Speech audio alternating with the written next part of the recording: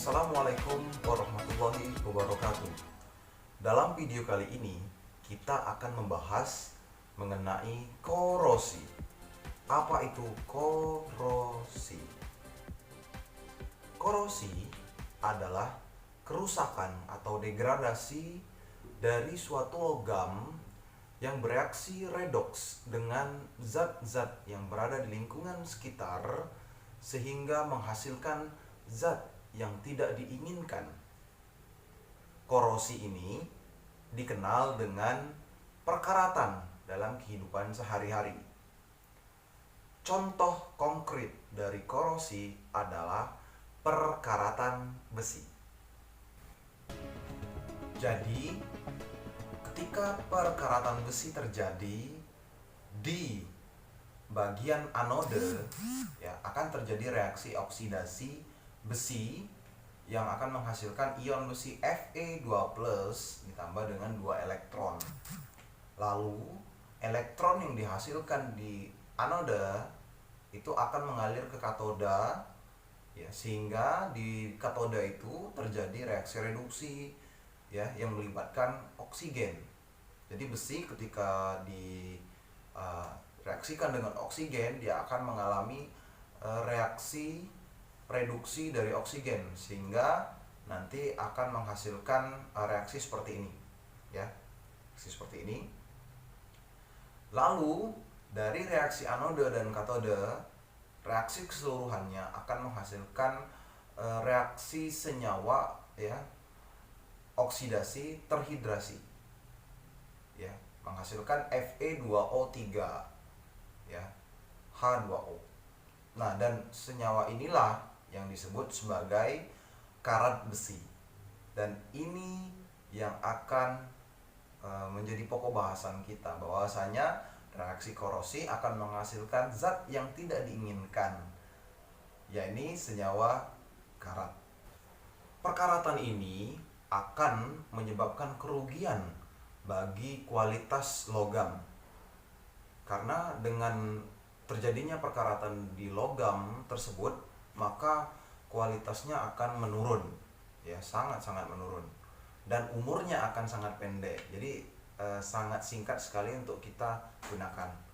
Oleh karena itu, kita harus mencegah terjadinya korosi. Ada beberapa cara untuk mencegah terjadinya korosi. Yang pertama, yaitu pengecatan. Kalian sudah pasti sering melihat orang yang mengecat besi, gitu, ya. Cat akan menghindari kontak langsung dengan zat-zat pemicu karat, yaitu air dan udara, ya. Dan tentunya ada zat lain seperti halnya larutan elektrolit, hujan asam, seperti itu. Hujan yang menghasilkan zat asam sehingga mempercepat terjadinya korosi. Jadi dengan cat akan yang melapisi besi atau logam-logam lain, ya, yang terdapat contohnya ada pada pagar dan jembatan, sehingga mereka akan terlindungi dari zat-zat pemicu terjadinya perkaratan. Yang kedua yaitu dengan cara melapisi dengan plastik. Melapisi dengan plastik. Ya, cara ini tepat untuk melapisi alat-alat yang sering terkena air.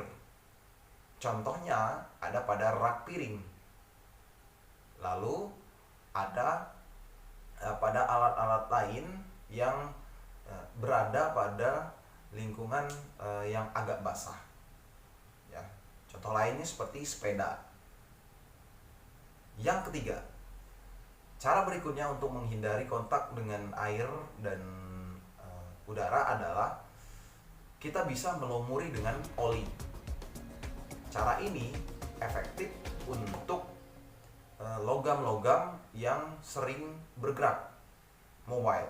Seperti contoh yaitu rantai atau gear yang ada pada sepeda atau motor, ya, atau juga pada mobil, ya.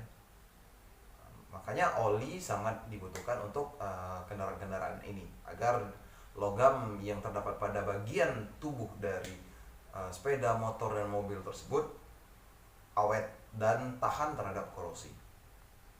Yang keempat yaitu melapisi dengan logam. Ada bermacam cara. Yang pertama bisa menggunakan tin plating, yaitu melapisi dengan timah. Ada pada kaleng kemasan, produk kemasan seperti roti ya, yang kalian pasti temui pada momen-momen hari raya Idul Fitri ya. Ada kaleng-kaleng kemasan. Lalu yang kedua, kalian bisa melapisi dengan chrome. Chrome akan membuat lapisan yang mengkilap dan membuat si logam tahan terhadap air ya, dan juga udara. Contohnya ada pada knalpot motor atau bumper mobil. Yang berikutnya ya, ini cara yang ketiga untuk pelapisan, ya ini adalah melapisi dengan galvanisasi. Cara galvanisasi melapisi dengan zinc, seng. Jadi pengorbanan seng sehingga dia bisa melapisi logam lain. Yang berikutnya, cara untuk mencegah terjadinya korosi yaitu lewat pengorbanan anoda atau sacrificial protection. Cara ini cocok untuk digunakan di logam yang tertanam di bawah tanah. Contohnya ada pada pipa besi yang ada di dalam tanah. Ya, karena tidak bisa melapisi ataupun melumuri ya, kita susah sekali untuk menggali ke dalam tanah. Maka caranya adalah menghubungkan pipa besi itu dengan pengorbanan anode ya. Biasanya yang digunakan adalah logam magnesium. Oke.